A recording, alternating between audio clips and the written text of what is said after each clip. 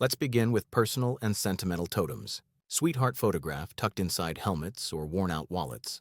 A photo of a wife or girlfriend was not just a memory, it was a promise to return. For many soldiers, looking at that grainy black and white image provided the grit needed to endure one more day of combat. Stuffed teddy bear. It might seem out of place on a rugged battlefield, but small teddy bears were frequently tucked into rucksacks. Usually a parting gift from a child back home, these soft toys served as a tangible connection to the innocent soldiers we're fighting to protect. Baby shoes, often seen dangling from the cockpits of bombers and fighter planes, a pair of tiny baby shoes was a popular talisman. They symbolized the future waiting back home, offering pilots a powerful emotional incentive to land safely. Lucky silver dollar, whether used for a high-stakes card game or kept in a breast pocket, a silver dollar was a prized possession. There are even legendary accounts of these heavy coins actually stopping shrapnel and saving a soldier's life. Let's move on to symbols of chance and gambling.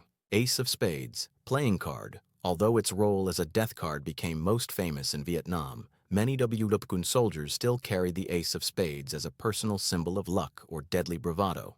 Pair of dice. Life in a foxhole was a gamble, so carrying a pair of dice felt entirely appropriate.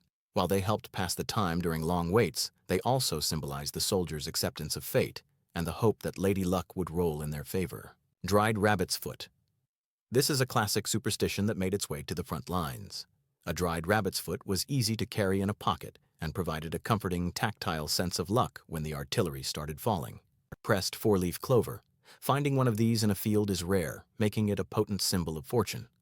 Soldiers often pressed four-leaf clovers between the pages of letters or pocket Bibles, preserving a fragile piece of nature amidst the destruction of war. Now let's look at religious and spiritual protection. St. Christopher Medal. As the patron saint of travelers, St. Christopher was the go-to spiritual protector for troops crossing oceans and marching across continents. Millions of these medals were worn around necks, offering a silent prayer for a safe journey home. Metal-plated pocket Bible, often called heart shields, these small Bibles featured a metal cover specifically designed to fit in a breast pocket. They served a dual purpose as both spiritual armor and a potential physical barrier against flying debris.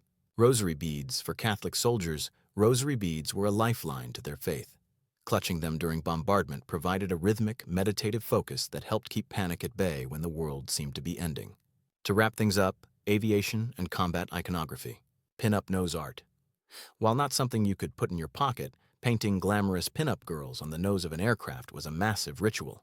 Crews believed these artworks gave their planes a personality and the charm needed to survive dangerous bombing runs. Mission tally marks. Every bomb painted on a fuselage or notch carved into a rifle stock represented survival. These tally marks were a point of pride, but also a superstitious count, with everyone dreading the bad luck associated with the final mission of a tour. Live regimental mascot. From dogs to bears and even goats, live animals were adopted by units as living luckbringers. These mascots did more than just boost morale. They became fellow soldiers, fed and protected by the troops who believed the animal kept the unit safe. Recovered shrapnel piece. This is a darker form of luck.